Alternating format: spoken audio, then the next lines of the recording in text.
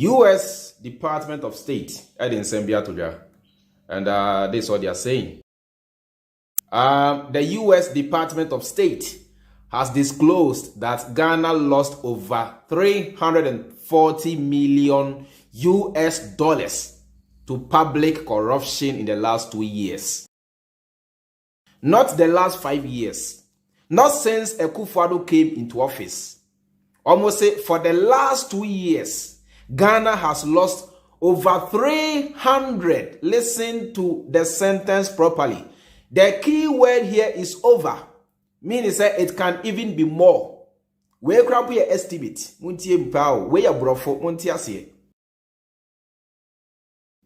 estimate. Almost say within the last 2 years, Ghana has lost over $340 million to public corruption. Now, do you know how much that money is? Welcome back for the evidence, people. We're going to dig for the evidence, and right now you can see we are at pause.com.gh. So I'm going to put all the evidence below. You can read it yourself. And it said Ghana has lost $340 million to corruption by government official, U.S. State Department. And then under it, you can see it's January 27. And it says that the United States Department of State has disclosed that Ghana lost over $350 million to public corruption in the last 2 years. We're going to check that, and then you can see that this from it says a lot. It's about human rights, and corrupt practicing in the whole country. So this is the whole country, yeah. So the whole country is doing it, okay. So not the government, but everybody is doing it. So you have the police, the military, the doctors, everybody. That is where the 300 million is from. So don't think that they are talking about only the government. They are talking about the whole movement. So if you're a policeman, if you're working for the government, you are one of them. That 350 million is from there. We're going to so this is from the pause, and we're going to check for the real one. We're going to go to the America Department. So we're going to check department, the U.S. Department of State, and you can see this is human rights practicing in Ghana. So this is Ghana, and they talk about labor, they talk about human rights, and even America doesn't follow their own rules, but this is just practicing. They just make a report, so don't get mad. So this they talk about anything. So let's check this one if you want to think that. So Ghana is a constitutional democracy with a strong presidency and a unicameral 275-seat parliament. Presidential and parliamentary elections conducted in December 2020 were generally peaceful, although there were isolated incidents of violence during the voting and vote count, resulting in as many as 8 deaths, some by security forces. Domestic and international observers assessed the elections to be transparent, inclusive, and credible. Yeah, so I think what happened is that they take the 220 and they make it 2 years. That's the first thing they read, and then December 22, and they say it's 2 years. So yeah, that is what the 2 years is from.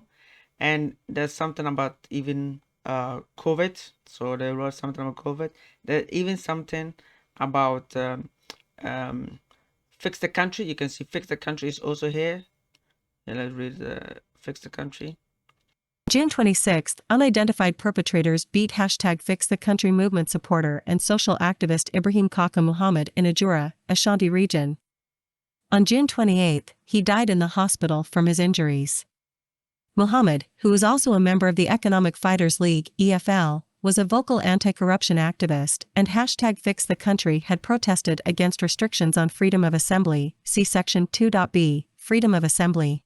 EFL reported that Muhammad had received threats due to his activism, and police had warned him prior to his beating and death against disturbing the peace. An investigation into Muhammad's death continued. On June 29, during protests in the wake of his death, security forces shot and killed 2 persons. See Section 2.b, Freedom of Assembly. Yeah, so you can see there's a lot of things here. In prison, they also talk about prison and the treatment and all kind of stuff. And this one is even about 12 peacekeepers. Listen to this. According to the Conduct in UN Field Missions online portal, there was one open allegation of sexual exploitation and abuse by the country's peacekeepers deployed to the UN mission in South Sudan, a 2018 case involving 12 peacekeepers' alleged transactional sex with 6 adults. A UN investigation substantiated some of those allegations, leading the United Nations to repatriate the alleged offenders. As of December, the United Nations awaited reporting from the government regarding what actions it has taken in response to the allegations the United Nations considered to be substantiated. Yeah, so you can see that they write a lot of stuff, and this one is also for the prison, like prison, that kind of prison is very bad. Prison conditions were generally harsh and sometimes life-threatening due to overcrowding, inadequate sanitary conditions, lack of medical care, physical abuse, and food shortages. Yeah, in America, it's almost the same. You know, it's very dangerous in prison. Only, yeah, in America, they kill you. In Ghana, they live like sardines. And diseases are very, very high. So they have to do something about the prison. In the Netherlands, what happened is that there's less people in prison. And why it's not that people are not committing crime. People are committing crime. But what they do is, if you steal something, if you do a crime, like you steal something, they make you do community punishment. You will work for the government for maybe 6 months. Work for the government, and the government will collect the money, and then yeah, you are free. That is what Ghana should do. Instead of putting people in prison, it's not good. If somebody steal like chicken, yeah, you make that person clean maybe a gutter for maybe 6 months. Who cares? Something like that. The government will get money from it, and the person doesn't have to go to prison. That means less people in prison. So yeah, so we are prison. So they are talking about prison. They are talking about yeah, a lot of things. And then arrest and treatment. How long they can keep you in? Like if police arrest you, how long they can keep you? See, let's do a let one. This one. Let's do a let one. Law requires detainees be brought before a court within 48 hours of arrest in the absence of a judicial warrant, but authorities frequently detained individuals without charge or a valid arrest warrant for periods longer than 48 hours. Officials detained some prisoners for indefinite periods by renewing warrants or simply allowing warrants to lapse while an investigation took place. The Constitution grants a detained individual the right to be informed immediately, in a language the person understands, of the reasons for detention and of his or her right to a lawyer. Most detainees, however, could not afford a lawyer. Yeah, so that is also one that in the America, in the Netherlands, the government will present you with a cheap lawyer, and yeah, sometimes your your case will not go good, because if the government is providing you with your government, most of the lawyers are not good. Okay, so that's just so yes, so there's a lot of things in this.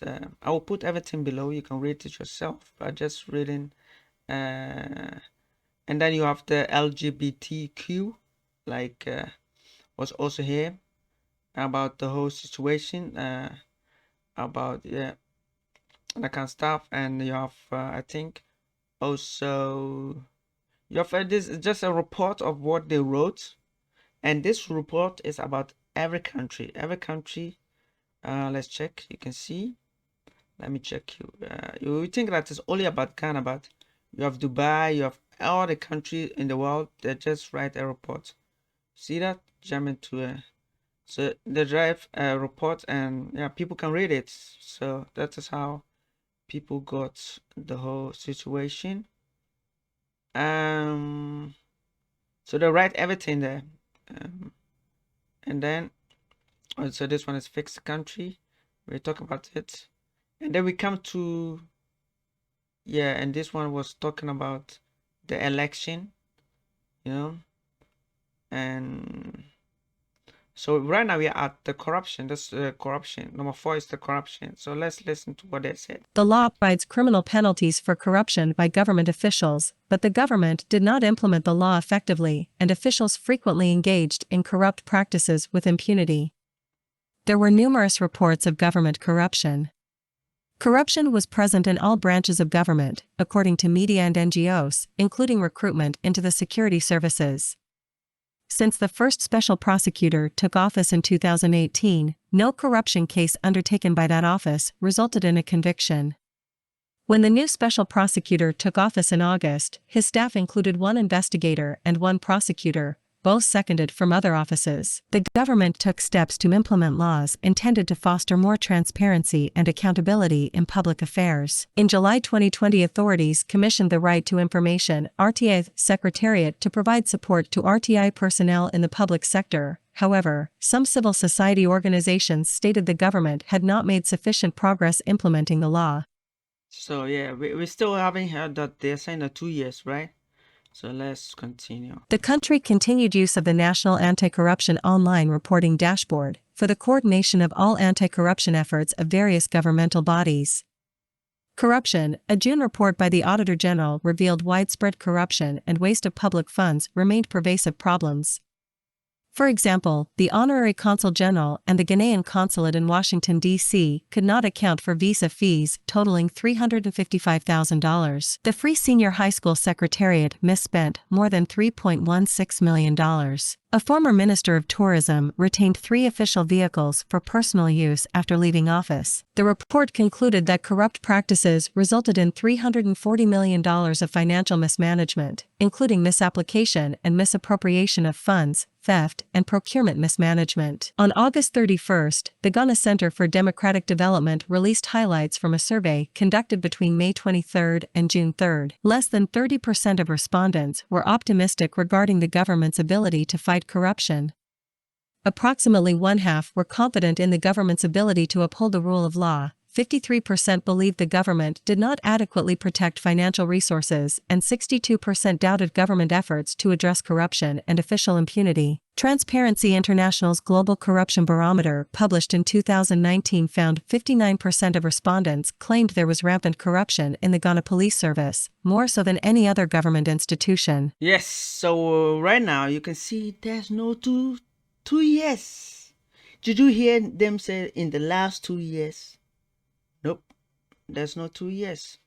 So they claiming that the government of Ghana has stolen, misplaced of corruption 2 years, 350 or 40 million US dollars has been missing. I rest my case. You know, when you're providing your evidence, when you're trying to tell the truth, don't sugarcoat it. Sugarcoat, super, whatever, you know. So I will put everything below. You can read it yourself. Human rights. This is even about, what is this one about?